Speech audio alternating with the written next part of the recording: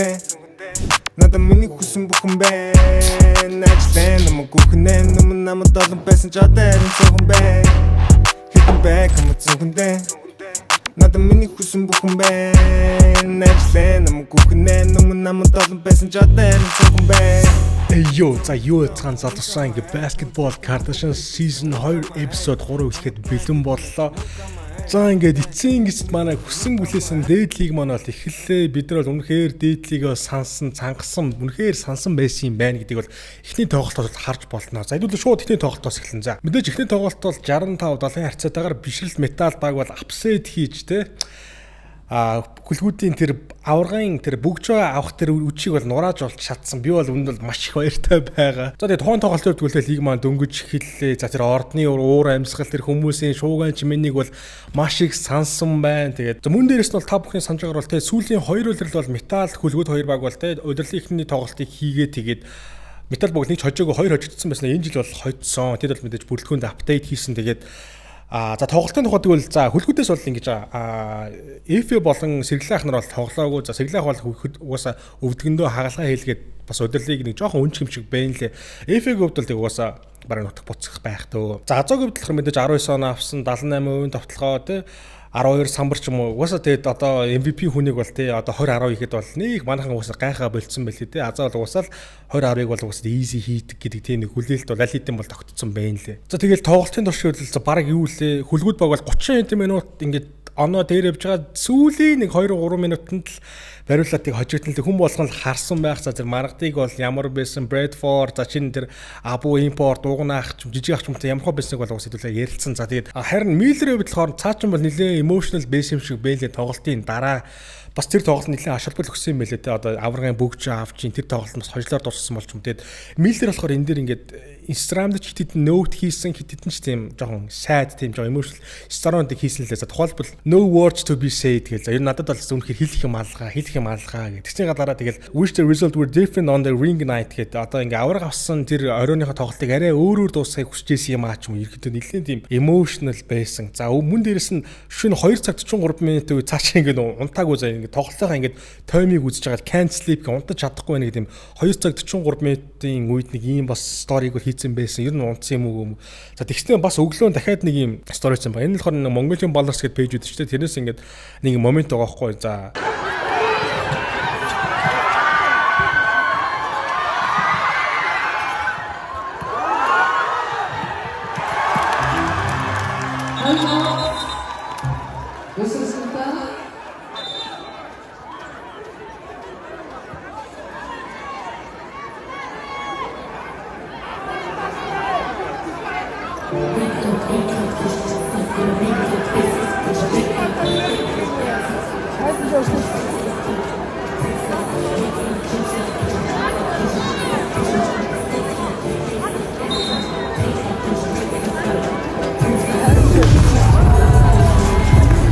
тэнгуут энэ дээр болохоор ингэж байгаа. Broncos 65-68 металл. За 4-р үеийн 22 секунд дутуу байхад гэж байгаа байхгүй. Энэ дээр болохоор ингэж байгаа. Тэнгуут бүр дээдлигийн меншн хийж байгаа. Instagram-ийн дээдлигийн official Instagram-ийн меншн хийж байгаад бол ийм стори хийсэн байсан. За сторид болохоор юу ч хийсэн бэ гэхээр за одоо ингээд өсрөө шидэж байхад ингээд би одоо энэ би хаа орчуулч тэ өөрийнхөө өсрөө шидэж байхад ингээд тоглогчийн цилиндр рүү ороход бол ингээд зүгээр юм уу те ингээд гэсэн ингээд дийдлийг ингээд мешнс ингээд энд ингээд тоглогчтой хамгаалахгүй юм шүү хамгаалахгүй юм уу да ингээд битэж гэмтгэс скул ингээд яалааш тэгвэл дараа нь ингээд дөшөг дээр бас layup хийхэд нь бас end one байсан шүү дээ алдаа байсан шүү дээ тэгээд тоглолт ийм ойрхон байх чи яагаад иймэрхүү ингээд шийдвэрүүдийг гаргаж байгаа юм бэ тэгээд за ингээд таад маань те ингээд тоглолтын мэлчүүдээ сайн үүснэ гэж бодож байна тэгээд яагаад тэгвэл иймэрхүү юм ингээ 5-6 удаа ингээ энэ тоглолтод тохиолдсон гэдэг ч юм уу. Цаачин бол тийм нэлээ emotional юм story-дэг бол хийсэн. Тэгээд жоохон хүн дээр туссан байж магадгүй. За ямартай чихний тоглолтод бол маш том апсетийг бол гаргаж чадсан металл баг. Бидэнтэй хамтран ажилладаг Superlight брэнд нь Монголын хамгийн зөөлөн шар ариг бөгөөд дөнгөж саяхан Superlight брэнд маань болохоор өөрсдийнхөө задгай шар аригыг лаунч хийсэн байна. Та бүхэн амтлаад үзээрэй. Бидэнтэй хамтран ажилладаг Superlight. За металл багийн хувьд л одоо за маргад. За энэ жилийн Rookie of the Year бол за би эхний тоглолт дууссан чи хамаагүй хэлчихье яа те. Энэ жилийн Rookie of the Year бол баг тодорхой юм шүү дээ. Маргадтай бол энэ дүүцхүүс тийм руки гарч нөө би бол бүр ингэж ярмаар байхгүй баг MVP өрсөлдөөн би бол шууд маргатыг бол одоо удирдлагын дундуураас эхлэхэд би бол баг ярьчмаар байна тий. За мэдээж метал баг маань болохоор энэ хойсгалан алдсан. За тэгээд өөр хит хитэн тоглогч нар гол тоглогч нар алдсан ч гэсэндээ Weasley байхгүй гэдэг ч юм уу тий. Маргад бол тэдний орон зайг хангалттай нөхөх юм байна. За тэгээд тэр тухайн тоглолт нээлтийн тоглолтод бол хүмүүс ердөөсөө баг хоёр зүйлийг л баг харах гэжсэн санаас. Нэгт нь болохоор хөлгөө тойжхгүй метал тойжхгүй нөгөөт нь болохоор за маргад яаж тоглох вэ гэдэг дээр. За миний хувьд бол тоглолтыг үзсэн. Тэгээд за эхний нэг үеэл маргаад бол жоохон бэргээтэй байсан те талбайгаа мэдрэхгүй ч юм уу эсвэл багийнхантайгаа жоохон ойлголцохгүй ч юм уу тиймэрхүү асуудлууд хамгаалтан дээр ганц нэг алдаа гаргах ч юм уу те тиймэрхүү асуудал бол ажиллагдчих байсан. За тэгээд 2 дугаар үеэс эхлээд бол те бидний мэддэг нүг шгшигийн маргад бол гараад ирсэн л дээ. За тэгээд тухайн тоглолтод маргад бол шууд дебют тоглолтод 17 оноо аваад ирсэн. За яхаа мэдээж те 18 давтал 6 оновчтой тоглооны филд гол нь 33%. За энийг бол мэдээж ойлгож болно. Гэхдээ цаачин бол үнэхээр явн чангарах юм байл шүү. Би бол өмнө магадгүй мэдгүй. За маргад бол магадгүй те метр 1.91 2 байх. Гэхдээ би бол хазаагийн дээрээс тэгж мэдрэн шиг сус шидэд хийж байгаа тамирчин би бол ойрын 1-2 жил болгоосаа би бол хараагүй. Хазаа бензрагийн эсрэг бол хангалттай нэгээс нэг тоглоод ерөнхийдөө оноонд бол аваад ирсэн бол миний хувьд бол за окей энэ бол үнэхээр бас different юм биш шүү. Марад л үнэхээр different юм биш шүү гэж би бол ботсон. За тэгээд шинэ легионоор тэр Bradford гэдэг тоглогч бол 23 оноо гэж шийдэлт үнэхээр сайтай. Магадгүй угаасаа техник дебютээсэн болохоор эхний 1-2 үе бас жоохон ойлгоцоогүй байж болно. 23 авсан шийдвэрлэх үеүүдэд маш чухал шийдэлтүүдийг хийсэн мэдээж маш IQ өндөртэй шийдэлт сайтай тим легионоор импорт тамирчин бол байна лээ. За бусаа маргадыг ярихад бол маргадыг зогсоох хүн бол их тун лавар харагдсан да. За саяны импорт легионоор гэсэн дээр бол за EDF бол нэг постыг хийсэн байсан л та. За EDF-ийн бодлого ингэж байгаа байл. За легионер юм уу эсвэл импорт гэх юм уу гэдэг. Энэ бол бас маш зөв асуулт. Спортод гаднаас ирж байгаа тоглогчдыг юу гэж дуудах хэлэхдээ энэ хоёрын нийслэлийг сайхан хольж утгаж байгаа. Ягаад ч юм 2000-ад оны үеэр манай Саксныхын дунд легионер гэж нэршил дарахад гадны тамирчтай тэгж дуудаад хэвшсэн. Үгийн утгын хувьд бол яагаад ч зохицохгүй үг юм байгаа юм. Харин импорт гэж үгийг би анх санчрыг Филиппинд очиод мэдэж авч байлаа. Аз импорт тоглож гэдэг статусаар мань хүн гэрээ хийж явж байсан. Импорт гэдэг нь мануустай бол бараа бүтээгдэхүүн гэж ойлгодог учраас нэг л тогтож өгөөгүй. Гэтэ гадны бүх юм том лигүүд волейбол гэлтгүй энэ нэршлиг бол ашиглалтын юм байна лээ. Утгын хувьд тэр ч олон улсын жишг стандартын хувьд ч тэр импорт гэдгээр нь дуудаад яриад хэвших ёстой болж байна. Тайлбарлагчид ялангуяа үүнийг хэвшүүлэхэд чухал үүрэгтэй учраас анхаарна уу гэж хэлээ. За энэ дээр нэг юм комент байсан байхгүй. Легионер хэрэг гадаадаас ирээд тэр улсын иргэшил авсан тоглогч гэж ойлгоод байдаг шиг энийг манайхан жоохон буруу ажиллаад байсан байж магадгүй гэдгсэн чинь эд дахтаар нь болохоор легионер гэдэг нэршил спортод манайхаас өөр усад огт байхгүй. Үгний утга нь эртний Ромын армийн цэрэг юм байгаа ингээд. Тэгэхээр яг легионер нь бол тэ эртний Ромын нэг армийн цэрэг л гэсэн үг юм байна л да. Гэтэ яг хоо импорт гэж хэлж болно да. Миний хувьд бол би бол легионерт нь дуртай. Ягаад гэвэл яг үнэ импорт гэхээр нэг жоохон бараа шиг санагддаг. Би бас хэдэн импортоос асууж байхад бол ер нь импорт гэхээр ингээд бидний нэг өөрсдөө нэг юм бараа юм шиг ингээд санагддаг аа гэж бол дуулдажсэн. Тэгэхээр та мэдгүй импорт бол легионероо би бас мэдгүй байна. Би бол цаашдаа л явахад легионер гэж явчих гэж бодож байна. За тэгээд тус тоглолтод бол метал баг бол дахин нэг импорт бол зарласан тоглолтод оролцсон. Энэ болохоор Абдул Малик Абу гэдэг 30 настай залуу байгаа. Ерөөдөө бас Европын лигүүдээр тоглож ирсэн. Тэгээд эхний тоглолтноор бол яг мэдээж те 7 давтлаад 1 оноотой нэг 2 3 оноотой дууссан байна лээ. Аргагүй би бол тэрээс яхаа ойлгож болж байна. Мэдээж ягаад гэвэл тэр чинь тоглолт болохын өмнөхөн өдөр л онгоцоос буусан юм лээ. Тэгэхээр магадгүй те олон цагийн нислэг ядралт бол байсан байх. За тэгээ хайлайтыг үзэхэд бол надад бол уг нь л эвгүй санагдсан. Тэр дэсрэлт тэр бас тоглолтын хэд хэдэн ажилласан зүйл гэвэл за жижиг авах маань бол яалчгүй жоохон нэгээр хайж бол сураагүй мэн лээ. Зөндөө удаа нэгээр явах гэж оролцсон. Тэр хоёрын хоорондын ойлголцол бас жоохон бас яваагүй. Ягаад гэвэл уусаа өмнө жижиг авах тэмхүү дэсрэлттэй төвөттэй л уусаа тоглоагүй байж магадгүй Скоттод өмнөх жилдэр бол нэг тийм нэгээр очиж зүгөө яваад идэггүй байсан. Тэгэхээр чинь өөр бол нэг юм нэгээр бол явж байгаа учраас тэр нэгээр ээлөө паяхтаар бол жоохон тэр хоёр хэд хэд удаа оролдоод л жоохон фейлдсэн. Тэгээд тухайн тоглогч нь бол юу юм бэ л шүү дээ. Сүүлд бол Пошин лиг тоглосон юм байлээ. Тэгээд Пошин лигт болохоор бидний сайн мэддэг өнөөхнөө Divine Master ч хамт нэг баг тоглосон юм байлээ. Тэгэхээр ямар ч надад бол өндөр дэвшний импортчиг санагдсан. За тэгээд дараагийн тоглолтоос явн чангарах байхаа гэж би бол бодож байна. За тэгээд яг тэр тоглолт тусын дараа бол нэг юм постод оруулсан байсан л та Монголын сагсан мөнгөний сонирхчдын групп дээр болохоор нэг юм ингэсэн юм байсан ш одоо үзүүлчих та бүхэн ингээд ийм металлын өндөр импортыг харсан Эмлийн хөгжлийн багууд гэдэг нэг Яг одоо манай чи ингээд ирээд фейлдээ те дээдлэгт нь фейлдвэл нэг эмриг рүү багуу сонгож авдаг тиймэрхүү юм яваад. Миний бол яг абуу бол нэг тихгүй байхаа. Мөн дээрс метал баг дээр бол те драфтын номер 1 хамар бол нэг талбай дээр 5 минут очим өнгөрүүлсэн байсан нь 2-3 шидэлтийн орлого хийсэн юм гэж оноо авч бол чадаагүй. Тэгээд бас явн чангарах байлгүй дээ. Тэгээ одоохонд эхний тоглолтоос би бол хамаагүй бас нэг юм хүм бол ярмааргүй байна. За мөн ирсэн цэлмэг санчрын бодлохоор бас ямар ч оноо авч чадаагүйгээр бол тоглолтыг бол дуусгасан байна лээ. За тэгээд эхний тоглолтын үр дүнд металбаг хөдсөн апсайт хийсэн. За тэг хөлгүүдийн хувьд энэ үйлдэл урт үйлдэл болох нь дээ. Мэргэжлийн баг болон байгууллагын хувьд сэргийлийг маш өндөр чанарын түвшинд гүйцэтгэж хийж байгааг Монлавыг та бүхэн ямар нэгэн одоо лигийн, дээд лигийн эсвэл лигийн багтаа хувь сонирхож байгаа бол Монлавыг сонирхоо гэж би бол та бүхэнд хэлмээр байна. За тэгээд хаяг нь болохоор King Tower хотхны хамгийн баруун жигүүрийн 135 дугаар байранд Monlive маань байрлаж байгаа. За тэгээ бидэнтэй хамтран ажилладаг Monlive. За тэгээ бидний дараагийн ярилцах сэдв болохоор SGX баг дараагийн одоо маш хүлээлттэй байсан ибертаа бол зарлаа. За энэ бол Thomas Robinson. За ууг нэг хэсэгтэй яг уу энэ дэр би ягаад ингэж их нэг тийм одоо Thomas Robinson бол тэ NBA тоглолчсон баба гэж зөндөө баг тоглолчсон яасан ингээд мэдээж арвин намтартай маш сайн тамирчин нүг гэвэл тийм гэхдээ бидний хүлээлт ийм байсан байхгүй юу тэ тэр одоо ABC авчиж байгаа легионеруудын импортуудын тэр нэр дотор нь болохоор ямар нэрүүд байсан бэ гэвэл Javel, Mackie, Kenneth Fred, Manny Moll, Montreal, Harrell ч юм уу тэ одоо тиймэрхүү тоглогч байжгаад юу Robinson ирлээ гот нэг тийм за Robinson юм уу гэж би бол хүлээж авсан байхаа. Та юу гэж хүлээж авсан бол доор комментт бол үлдээгээрээ тэгээд за яг Robinson Thomas Robinson бол мэдгүй хүмүүс байж магадгүй тэр 2012 онд бол NBA-д бол драфтлагдсан. За тухайн 2012 ч одоо Anthony Davis бол нэгээр сонгогдчихсэн шүү дээ. За тэгээд бас сонирхолтой хэдэн фактууд гэвэл юу юм бэлээ. Мань нөхрийн араас нь сонгогдсон тоглогч чинь Draymond Green сонгогдсон бэлээ. Chris Middleton. За тэгээд Damian Lillard-ийн өмнүүр тэ драфтын 5-аар сонгогдсон тамирчин юм бол байна лээ. Тэгээд за тэгээд NBA-д болохоор тэ бараг 5-6 баг тоглосон Lakers, Brooklyn, Philadelphia Portland ч юм уу иймэрхүү багууд бол тоглож байсан. За NBA-с гадна бол тэр нөө international буюу олон улсын маш олон лигт бол тоглосон юм байна л дээ. Тэр нь болохоор маш ариун түүхтэй тамирчин байлээ. Хятад, Филиппин, Тайван, Солонгос, за Орос байсан уу, Португал байсан уу, за Порто Рико, Мексик байсан уу, бараг 8-9 тийм гадаадын лигүүдээр бол тоглож байгаа. Одоо бол Монголд бол ирж тоглох юм байлээ. За мөн дээрс нь тэр ABC-ийн тэр гаргасан постерыг та бүхэн ажигласан бол нэг юм үг байгаа те. Манай NBA-ийн авчирж байгаа хамгийн ихний гэдгийг ингээ томоор бичсэн. Тэгэхээр магадгүй энэ бол зөвхөн NBA авчирж байгаа ихний л тоглогч нь байх. Тэгэхээр бас дараагийн өөр ямар хөө сюрприз байх нь хэдүүлээ харжээ те. Ямар ч тач SGX багтлахаар Thomas Robinson ирж тоглохоор болсон. Зөвөр бас нэг ярих зүйл нэг бол яалтчгүй та бүхэн мэдж байгаа өнгөрсөн үйлрэл би бол зөндөө үгсэндээ шүүх гээд.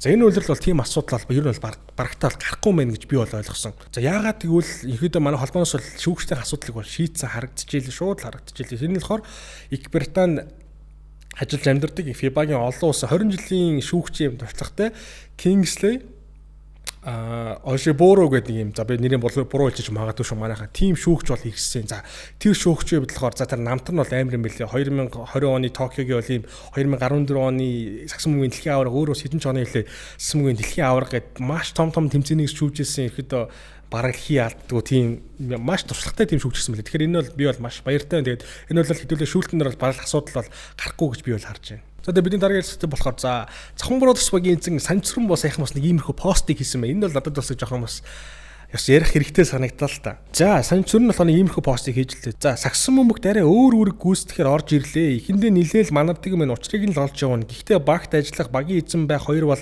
тис ондоо ойлголт байсан юм байна. Надад бол багийн эзэн байх нь илүү сонирхолтой бас шандас сорихоор санагдаж байна гэж байна. За тэгснэ Цахим Brothers баг сүүлийн жилүүдэд чимээ багтаа байсан гэдэгтээ би өөрөө санал нэгдэж байна. Гэхдээ одоо дуутай шуутай цорайтыг баг болно. Болгож харуулнаа гэж томор бичсэн. За тэгснэ давгдор шотхон ахтайгаа хамтраад болохоос нь болохгүй хүртэл үзэлснээ гэд өөртөө амлалт өгчихсөн байгаа. Миний зорилго бол аваргал авах хизээ гэдгийг бидний хичээл зүтгэл мэдэх байх. За тэгснэ хамгийн сүүлийн үгд нь надад нэг жоо хөвчлээ санагдсан байхгүй. Энэ баг яг л Diamond шиг гялалцнаа харж явахаарэ гэдэг Diamond гэж томоор бичсэн.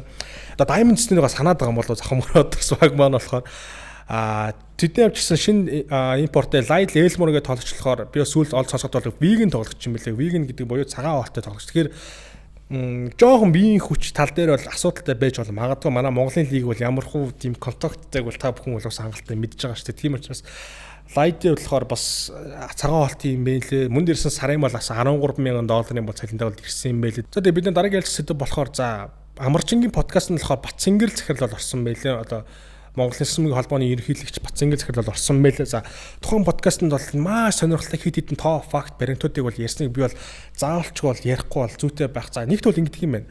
Нэгт манай лиг маань болохоор өөрөө одоо холбооноос зөвхөн 5 тэрбумын орлоготой лиг болсон юм байна. 5 тэрбум шүү жилдээ. За тэгээд 5 тэрбумоос болохоор яг бүр маш нарийн задлж ярьсан. За 2 тэрбумыг болохоор яг спонсор байгууллагаас олдог гэж байгаа байхгүй. Энэ нь болохоор 1 тэрбумыг болохоор шууд Energy-с өгсөн юм байна. За үлцэн 1 тэрбумыг болохоор тэг Unitel, Coca-Cola, за Сингүүр ч юм уу тэг ингээд иймэрхүү бас брэндүүд үүсгээд 2 тэрбумыг олдог бол за 3 тэрбумыг болохоор ticket revenue буюу тэг ticket-ний орлогоос хуваад юм байна. За та бүхэн бол мэдж байгаа ч юуж уучлаарай. M-Bank Arena бол өдрийн тэ 30-35 сая төгрөгийн ингээд одоо зардлагтай ингээд түрээслэл тийм өртөгтэй гэж ярьж байгаа байхгүй. Тэнгууд холбооноос болохоор ерөөсөө дээдлийг зохион байгуулалт болохоор түрээс төлдөг юм байна. Ямар ч тийм өдрийн 30 сая тийм түрээс төлдөг.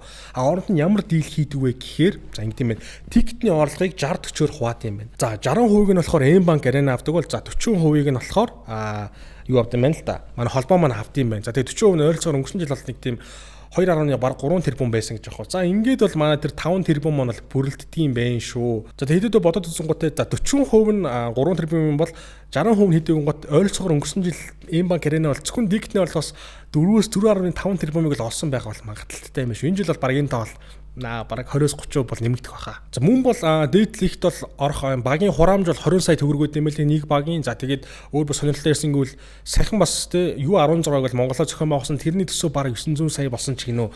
Одоогор тэгээд ирэхэд шууд бол хийжлээ л да. Одоогор хамгийн ашиглаж байгаа уусаа commercial юу нь бол уусаа эрэгтэйчүүдийн дээдлийг байгаа. Тэгээд энэ олсон мөнгнөөсөө бид нар буцаад одоо тэ хөгжлийн лиг, эмлиг, эмэгтэй лиг, оюутны лиг ч юм иймэрхүү юмнуудаа ингэж хөрөнгө оруулалт хийгээ явдгаа гэдэг юм. За тэгээд энэ подкастыг сонсоод угаасаа яалтчгүй Батцэнгэр захирлын тэр хэрэгжүүлж байгаа бодлогот бол угаасаа big respect тэгээд тийм байдгийн бэнли шүү манайхаа. Мөн дээрэс нь бол цалингийн цэсийг бол ойрын 1-2 жилд бол угаасаа хийхгүй гэж хэлээ. Тэн дээр ямар ч юм зохицуулах бол аргагүй гэж хэлээ. Бидний даамдрын ажилтдаг Freshback нь 10-аас 70% онцгой амьдралтай намрын урамшуулалт дуусахад маш цөөхөн хоног үлдсэн байна. За тэгээд тухайн урамшуул маань болохоор 10 сарын 5-нд дуусах бөгөөд нийт 40 гаруй брендийн бүтээгдэхүүнээс сонголтоо хийгээд 99 мянган төгрөгөөс дээш төгрөгийн худалдаа авалт хийсэн тохиолдолд үнэгүй хүргэлтээр аваарай. За тэгээд та бүхэн манай YouTube-ийн доор байрлахын description хэсэгт байрлах линк рүү ороод 40 гаруй брендийн бүтээгдэхүүнээс хүссэн бараагаа сонгоод үнэгүй хөргүүлээд аваарай. Freshback is for you.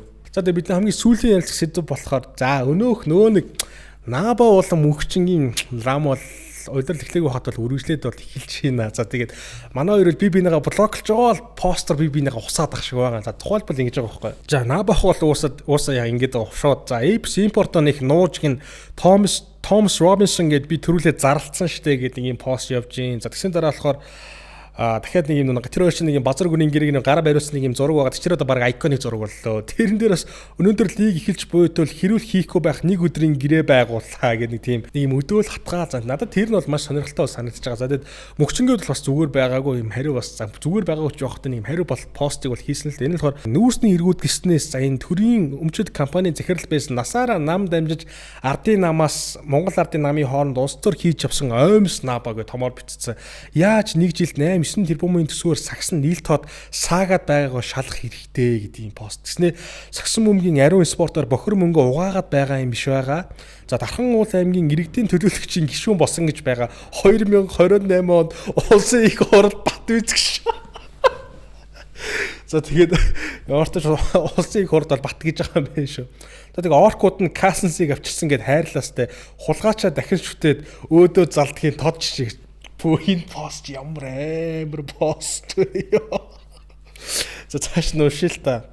Манай багийн төсөв энэ жил 3.8 тэрбум. За манайха SJBs багийн энэ жилийн төсөв бол 3.8 тэрбум юм байна шүү. За спонсорууд маань талыг би өөрөө талыг нь за би өнгөрсөн жил улсад 2 тэрбум гаруй татвар төлсөө. Миний орлого ил тод. Оймс Наба 8-9 тэрбум төсөвт спонсорудаас амар мөнгө авлаач цаана жилийн 5 тэрбум өрөөсөө л байгаа юм да. Энэ талаас саксныхан багийн эсүүд бүгд ярддаг мэддэгч дуурч байгаа нөгөө л нэг мөнхчин гээд. За нилээн тийм хурц өнгө эстэй тийм постыг бол хийсэн байна. Тэгээ энэ дээр болохоор одоо магадгүй би бол энэ дээр бол надад бол нэг юм хэлээд их юм халга энэ одоо энэ тухай бол комментиг бол үзэгч та бүхэнд бол би бол үлдээж байна. За тэг энэ удаагийн давхар маань үүгээр өндөрлөж байна. Дээд лиг маань ишгүй finally эхэллээ хэдүүлээ үзэж харах юмтай бол та дараагийн дугаараар уулзцаая. Powered by Airplane айлын хөгжий мөн манай контенттэй хамтран ажилладаг супер зөлөн супер лайт шараарыг бидэнтэй хамтран ажиллаж байна. Мөн дээрс нь хүргэлтийн хамгийн том дэд бүстэй платформ болох Freshback спорт хувцас зөвлөрөл онлайн бид бүхэндээ хамтран ажиллаж байна. За тэгээд дараагийн дугаар уулзаа. Түр баяртай.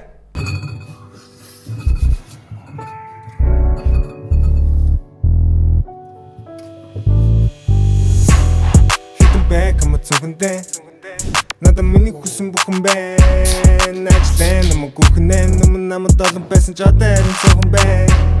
Хитэн бэк хамцугандээ надад миний хүсэн бүхэн байна. Ажлаа намайг гүхнээ нүмэн намайг долон байсан ч одоо харин цохон